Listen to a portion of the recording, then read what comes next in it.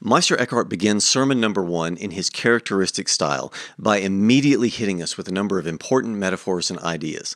And so while this is dizzying and interesting and provocative, it can also be overwhelming, and it's possible to get lost very quickly if you're not accustomed to reading Eckhart. So let's go through some of those in the very beginning.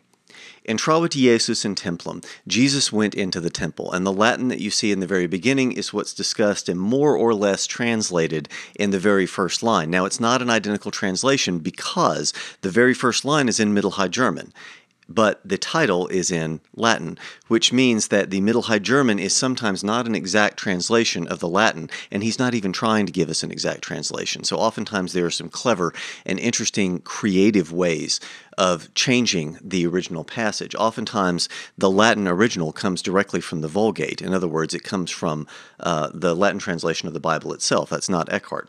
But anyway, in this case, he says, we read in the Holy Gospel that our Lord went into the temple and cast out those who were bought and sold.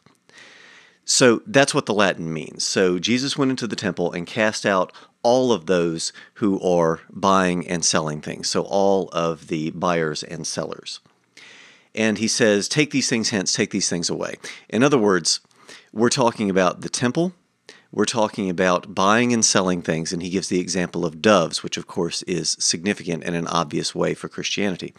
And what's significant here especially is the idea of the temple. So the temple is the place of divine repose. The temple is a kind of physical manifestation and space for God here on earth. And so we should understand Christ going into the temple as Christ approaching the divine, moving away from the profane world and going towards the sacred. And what this means is that we have Eckhart's famous, insofar as idea. Insofar as Christ is divine, we consider him in the temple, that sort of thing. In other words, if we think about Christ insofar as Christ is divine, then we are thinking about a figure that is closer to Christ being in the temple. If we think about Christ insofar as he is human, then we think about Christ out in the world preaching and dealing with people and that sort of thing. And so the movement into the temple is one where God goes to seek God, God goes to seek divine rest, and to move away from the profane world to move into the sacred space. And so that's a lot of what's going on here, but the metaphor of rest is going to be very important for this particular sermon.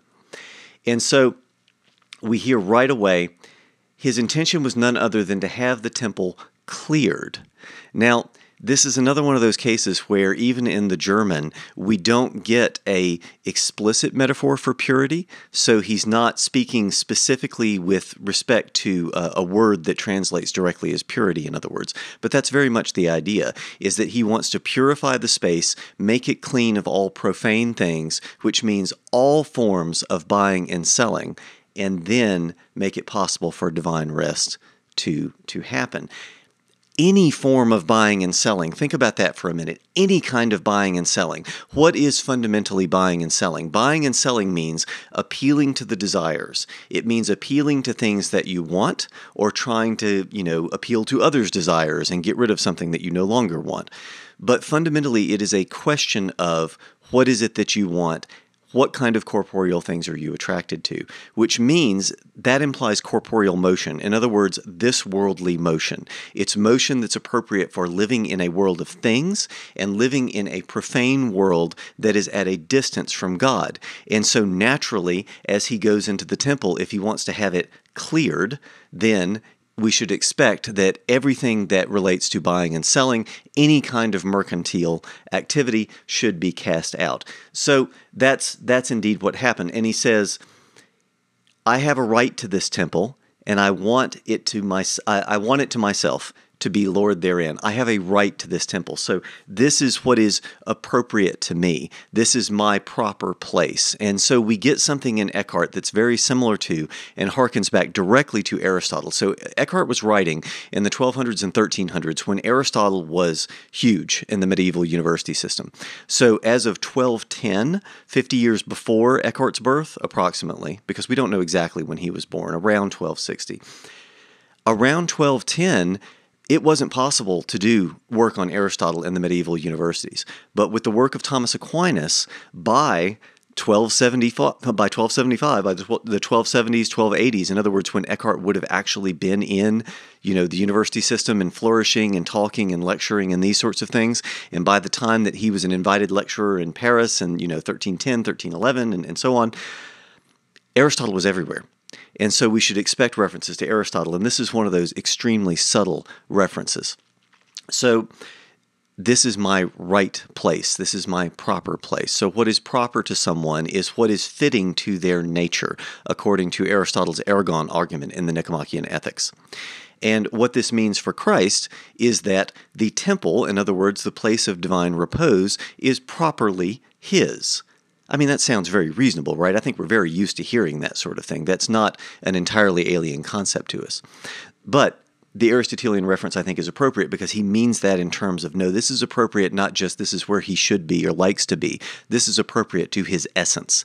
What it means to be Christ is appropriate to the temple, and so the temple is his in a way of nature, not just a way of buying and selling and property and that sort of thing.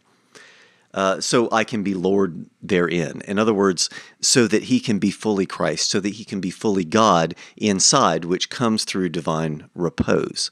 Now, one of the principal ways that Eckhart argues for the divine repose and this kind of motion, this decreasing motion as we get closer to God, is with the hinge metaphor.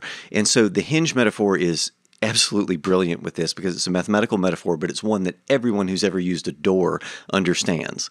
When you open a door, you press on the outside of the door, right? You pull and press on the outside of the door to manipulate it. You don't normally do it near the hinge. It doesn't work as well.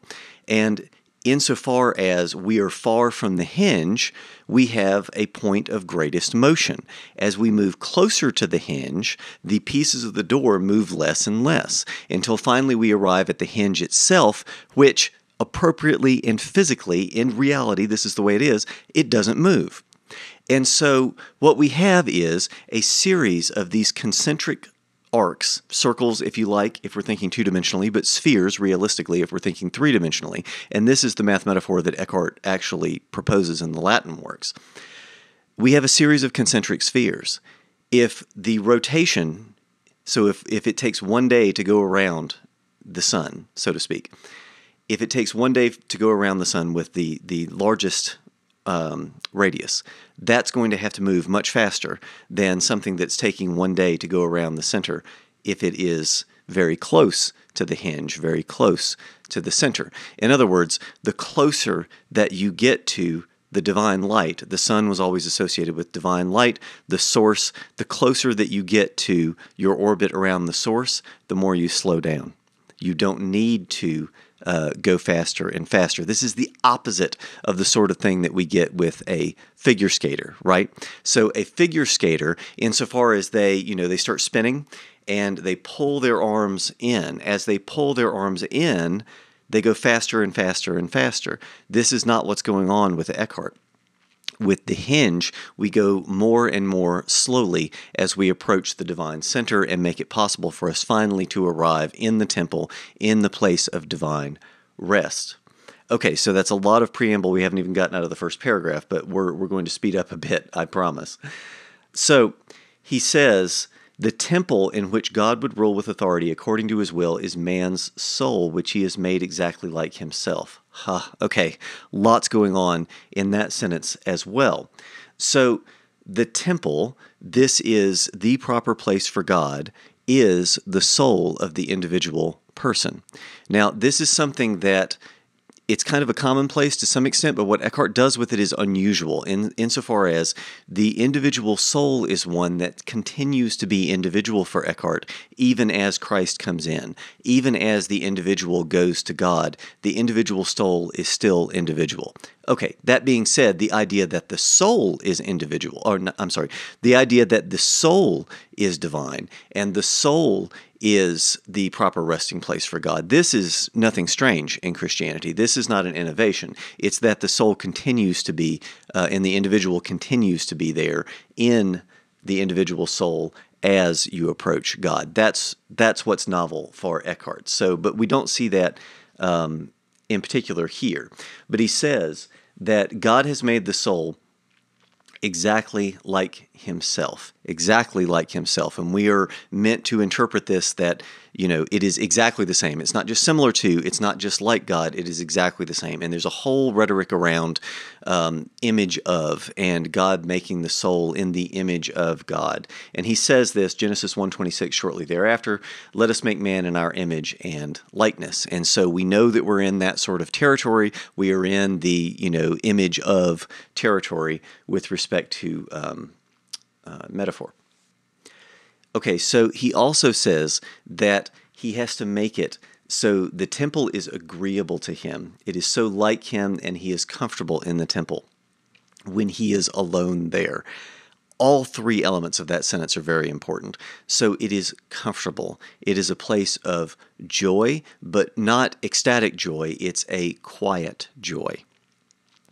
And so comfort is a really beautiful word to choose here, in that it implies that we're not, excited and happy and ecstatic and, full of grace and whatever, but that we are comfortable and that we lie quietly and can say, okay, now I can relax.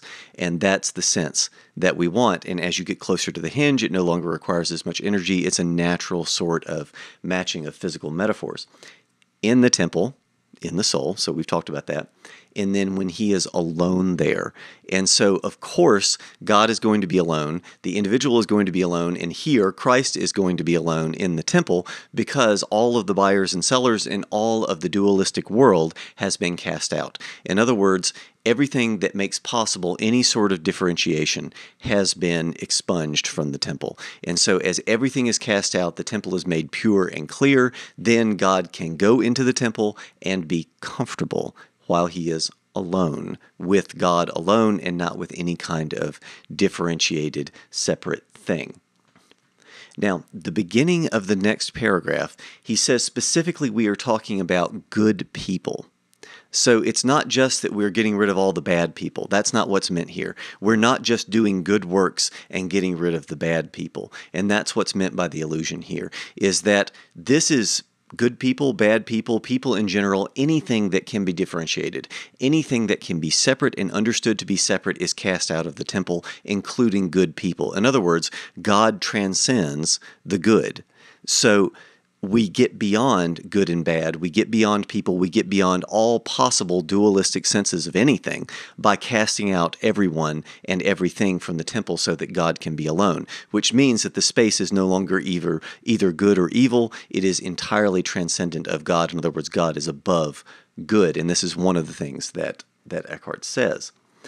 So he goes on now and says, they are mistaken in the bargain, for they gave all that they have and the power to do for God's sake and exhausted themselves purely for God's sake. God wouldn't have given them anything or do anything for them unless he did it freely and for nothing. Once again, a lot going on in this one sentence, so let's unpack this a bit. They're mistaken in the bargain. They've made the wrong choice. And the bargain, specifically, we're talking about mercantile language, right? So that's nice as well. For they gave all that they had and the power to do for God's sake. In other words, they were good people who were trying to do good works and trying to give of themselves completely for God's sake. But they were mistaken in the bargain because they were focused on external works. They were focused on actions and works here and now in this world as though they would accrue some kind of merit, as though we could get to salvation through external works alone. And that's one of the points of emphasis for Meister Eckhart, is that we're not going to get there just by works alone. It's grace, it's experience, it's being with God and becoming one with God, and that doesn't happen just by doing good things and giving yourself completely. It takes more than that. It takes this religious transformation, this spiritual transformation in returning to God and becoming one with him. And so that's what is meant here, even if briefly, and he doesn't go into great detail, so it's very easy to miss that he's talking about external works there. Now, further, in the same sentence, God would not have to give them anything or do anything for them unless he did it freely and for nothing. Now, there's a tremendous amount going on here. So God would not have to give them anything or do anything for them. Eckhart is not one who advocates, for you to pray for something specific in this life. He's not, I pray for my children to have success in school or something of the kind. That's not the sort of thing that we should propitiate God for. Which is why Eckhart is famous for saying, if the only prayer you ever uttered was thank you, that would suffice. That's a very different approach to prayer. This isn't a negotiation with God. This isn't a buying and selling with God. And that's part of what the undercurrent is here, is good works, and then also, by the way, any kind of propitiatory prayer. So God would not have to do anything for them, give anything to them, unless he did it freely and for nothing. Okay, so we need a little bit of theology here to be able to unpack this. For God to do it freely, that means ultimately freely exercising his being as God, unimpeded. And that last bit is the crucial one. So if God is working unimpeded, then something attempts to create something that is like itself. I know that's very strange if you haven't heard that point before, but this is a commonplace in medieval theology. So the idea is that things always strive to create something good in the world that is just as good as themselves, and they try and recreate themselves. So now all of a sudden we're thinking about, okay, reproduction, like, an oak tree tries to create another oak tree, a cheetah tries to create another cheetah, a person tries to create another person. Great.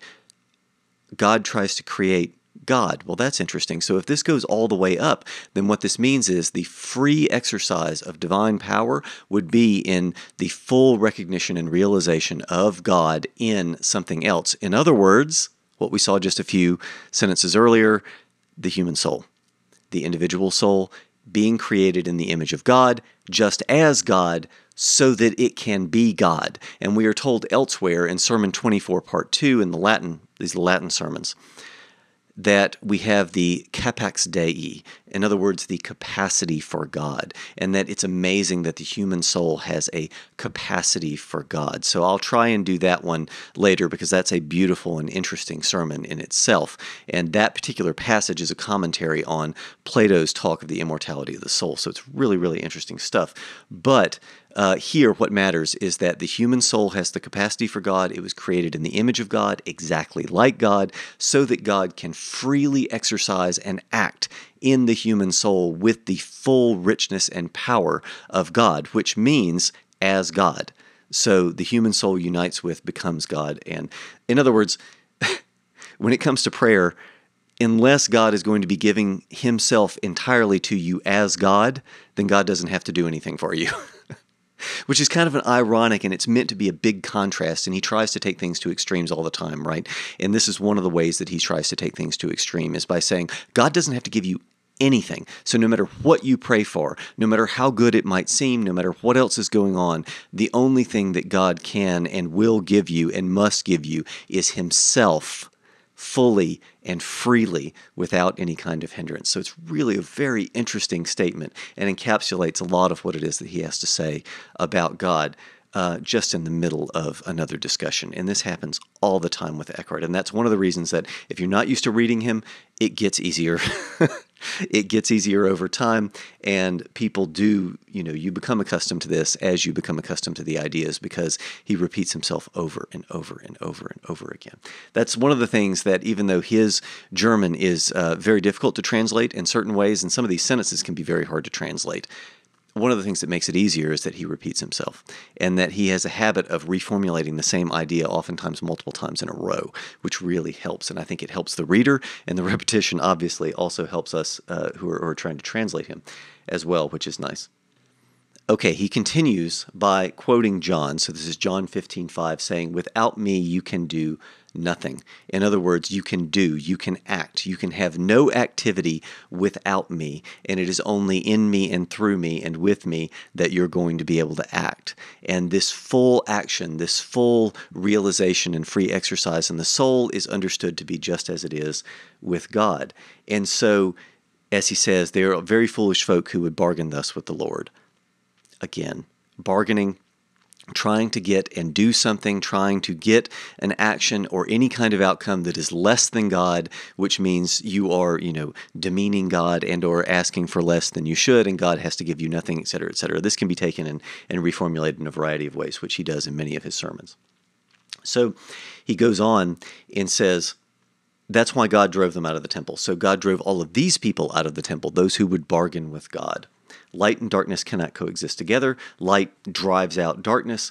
God is the truth and light in himself, and so he drives out ignorance, which is darkness. So this is one of the rare cases where he makes that kind of metaphor explicit, and reveals himself in light and truth. And so God reveals, uncovers himself in light and truth, so that, like taking a light, like you picture a lantern. I mean, we could say a light bulb, right? But that doesn't work for Eckhart. And you've got this cover over it. And as you take the cloth out from the lantern, the light is allowed to go out and flood everything everywhere and just flows and spills into all things. That's the kind of thing that he has in mind here. And so God reveals himself as truth and light and just covers everything, making it suffuse with the divine. Okay, so there's one more bit in the end of this paragraph where he tosses in this idea again, and if you're accustomed to hearing him, so Eckhart was part of the Cura Monialum, which is the care of especially the female nuns who were in his little area, and so he would talk to these people over and over again, and they got used to hearing him. They got used to hearing the same ideas. And so when he expressed some of these ideas, he would only have to allude to them. If I am a friend of yours and we have conversation all the time, when we go to have conversation again, I don't need to explain every little idea, right? We have a history, so I can just kind of allude to these things and you'll pick up on it. Oh yeah, I recognize that. That's one of the things that's going on here. So he says, God is perfectly free in his acts, which he does out of true love.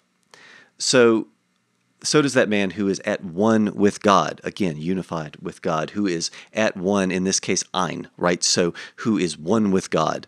Perfectly free in all his deeds, does them for love without why. So this is Eckhart's famous acting without a why that he is well known for. And there's some thought that maybe he took that idea from the Beguines and this sort of thing. But it was at the very least, we can say, in the air at the time. And Eckhart makes much of this, so that someone who acts out of a place of oneness with God acts from complete and total love, which is one of the common ways of understanding what God is, right?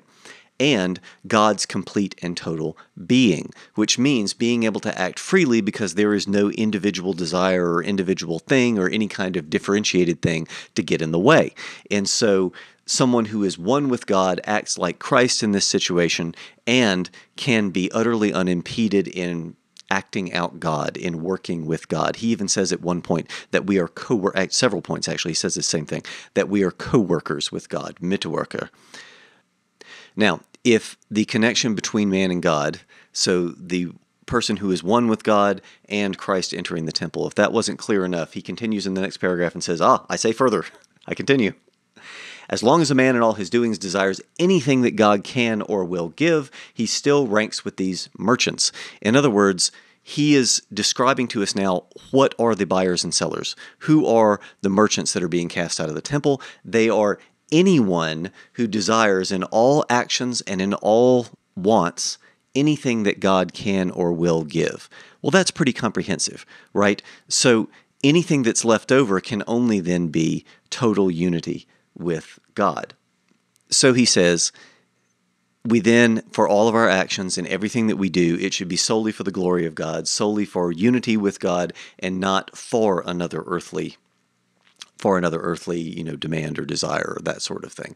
So this is just underscoring the point and saying again, anything that you can think of basically that is earthly, that is worldly, that you want, that God could conceivably give, that puts you at a distance from God, and that's not free action of total oneness with the divine.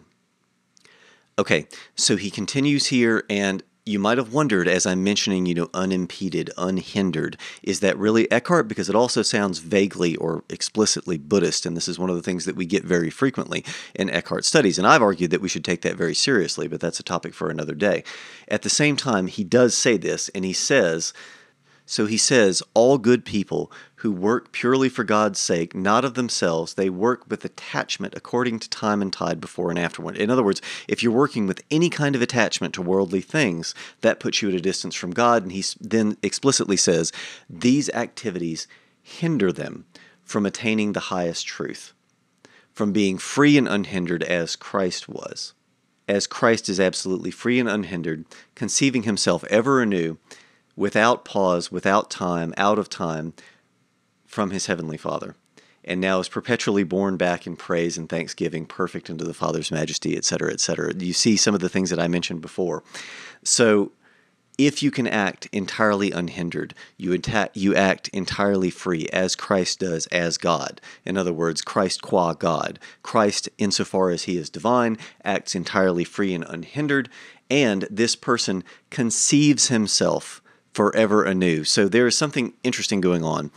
Empfehen is the word in Middle High German, where we have both receives and conceives. The word, it means both, and that Eckhart does a lot with this. So to receive something, to have the capacity to receive God, is also to conceive God, literally to give birth to God. And so he makes much of this and says that this person, free and unhindered, conceiving himself ever anew. So Christ, in this case, conceives himself ever anew. So Christ is his own immaculate conception, being born forever, without pause and out of time, perpetually back with praise and thanksgiving. And so this is what's understood here, and this is why if you were only to have one prayer and that prayer was thank you, that would be enough.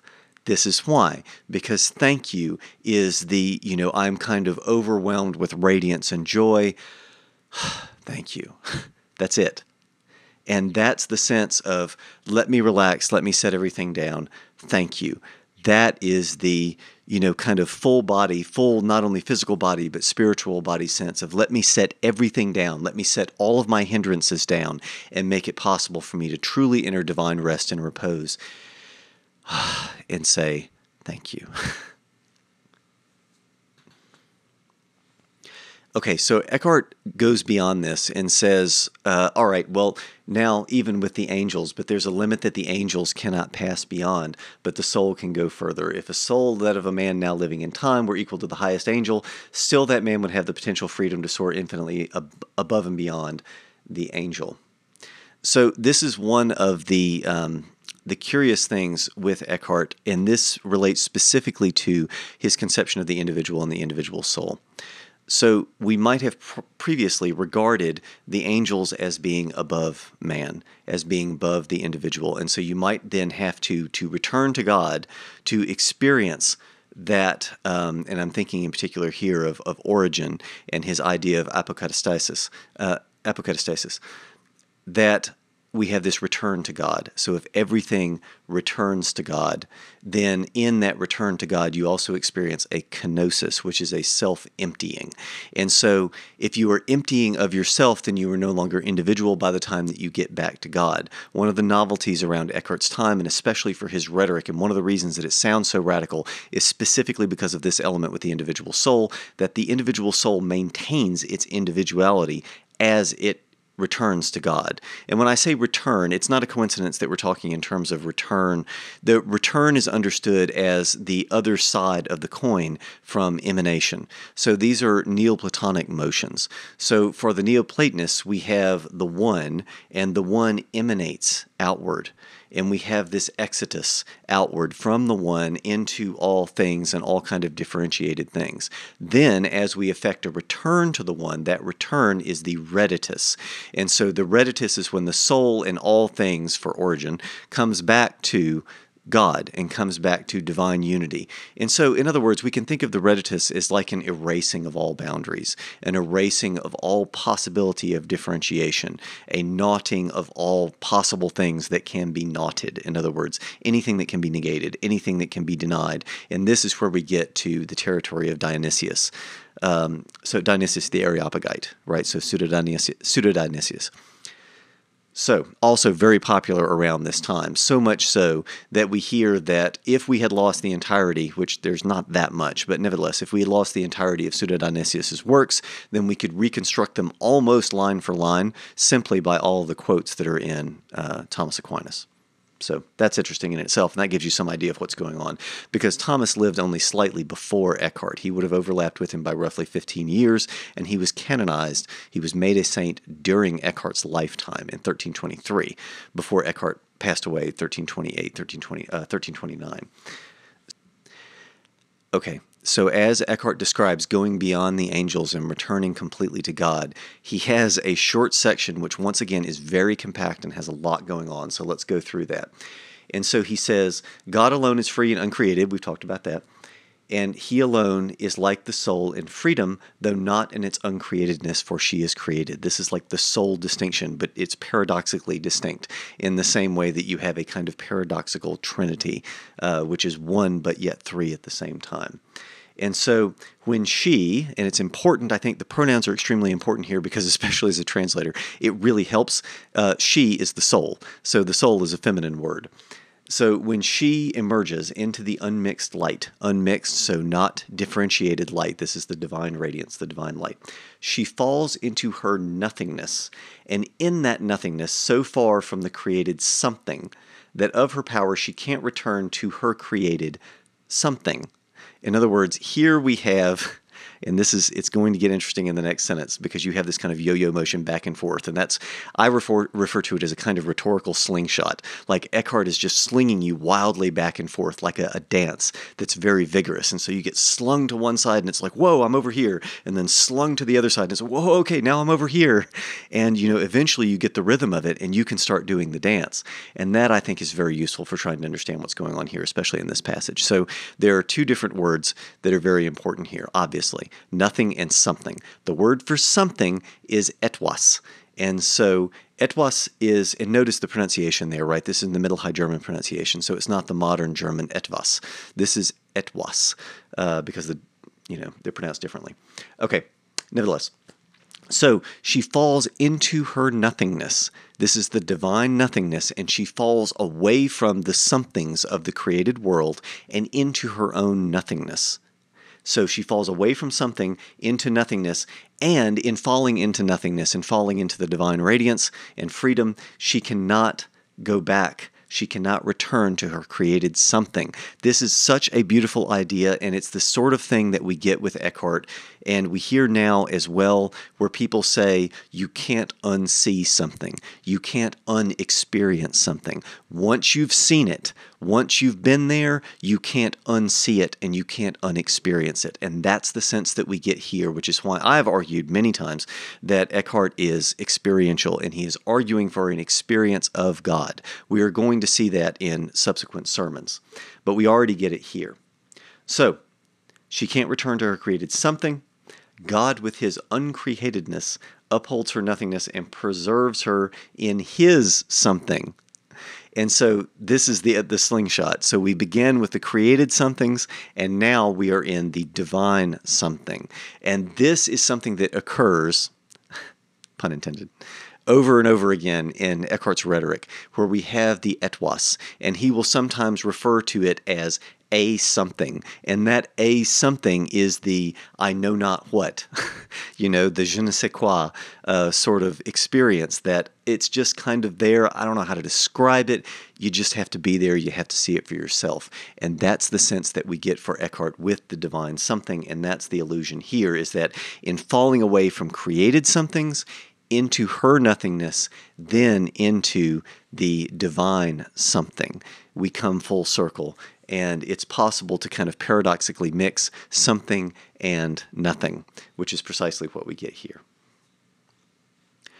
Okay, he continues by saying that the soul must be alone and quiet if it is to receive God. If Jesus is to speak in the soul, she must be all alone. She has to be quiet herself to hear what he says. So any kind of hindrance, any kind of noise is going to interfere with it. He has two important metaphors with this that he uses elsewhere. One is the idea that if I have a tablet, so a writing tablet, we don't use like clay tablets today, right? But we can think about a sheet of paper in a similar way that, or like a whiteboard or chalkboard. You write on it and then you erase it. Well, if I've already written on it and it has lots of notes on it, I can't write anything else on it. Like it's dirty, right? I have to clean it first before I can write on it. That's part of the sense here. The other one, which I think is more experiential and a much more interesting, and it's a metaphor that has greater depth, is that of the dirty glass. So no matter how fine a wine is, no matter how fine a drink is, if I pour it into a glass that is dirty, then it's garbage. It's awful. It's going to taste terrible. So the experience of it, the taste of it, is terrible, and it may even look bad. It ruins it. It makes it impure.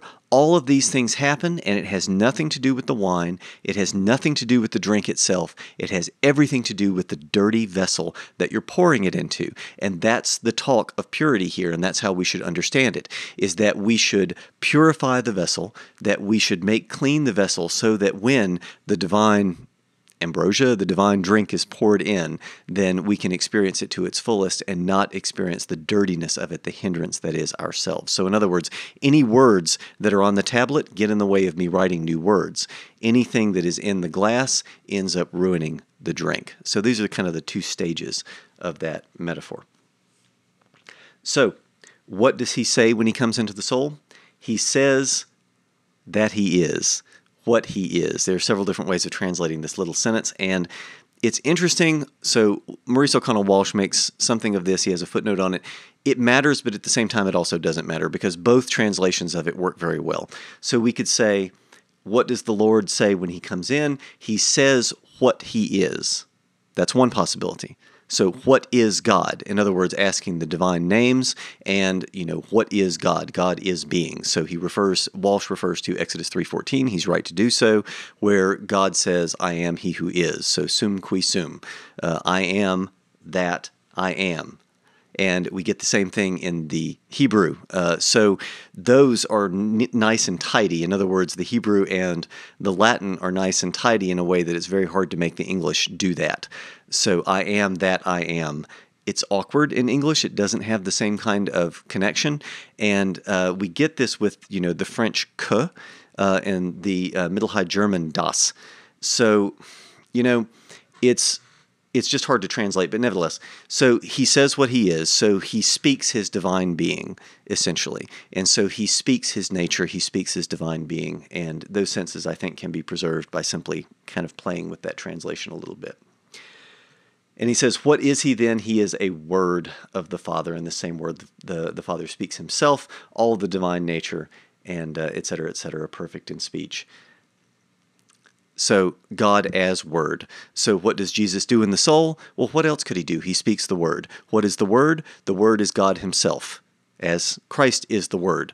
So Christ is the Word, God is Christ, Christ and God speak themselves. So Christ comes into the soul, speaks himself, and in speaking himself, he also conceives himself and is forever being born in the soul. It's a very, like I said, tidy, a very neat and compact theology that's being expressed here. Okay, so we're getting near the end of the sermon, and there's something very important going on in the last couple of paragraphs. And that is, specifically, you have the kind of Franciscan versus Dominican sort of thing happening with love, the will, and knowledge. So the Dominicans emphasized knowledge. The Franciscans emphasized love and the will.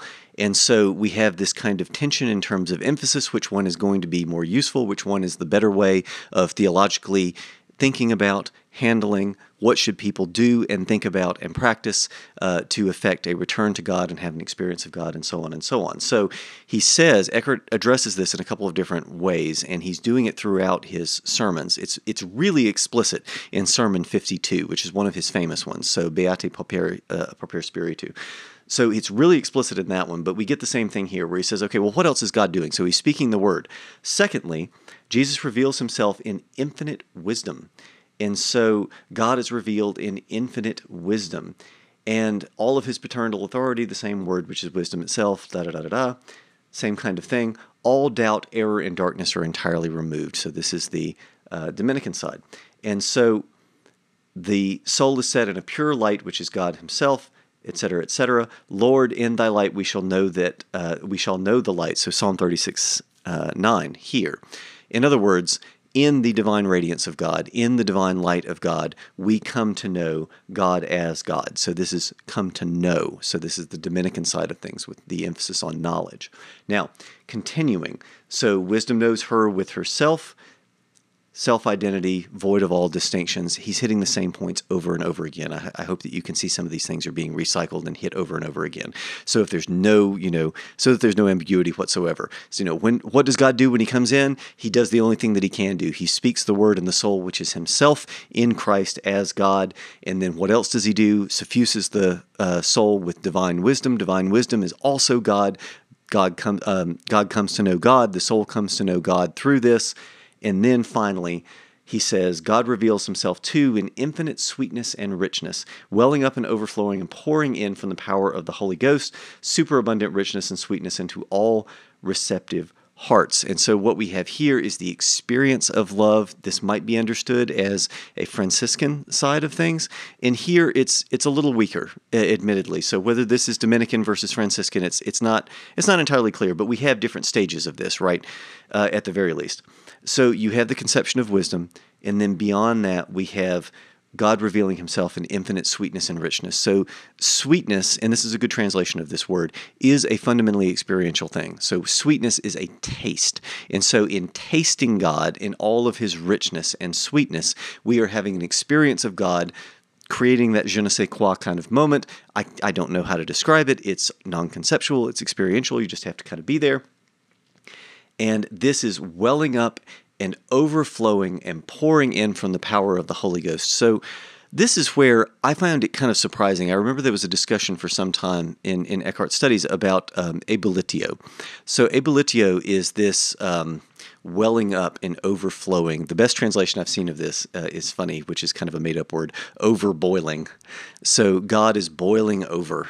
And so there's this sense of an almost volcanic-like activity of I just can't contain this, need to spread light and joy and the divine and everything else throughout the entire world. And so God more or less volcanically explodes on the world, flowing over everywhere with divine radiance and joy and purifying and making everything God.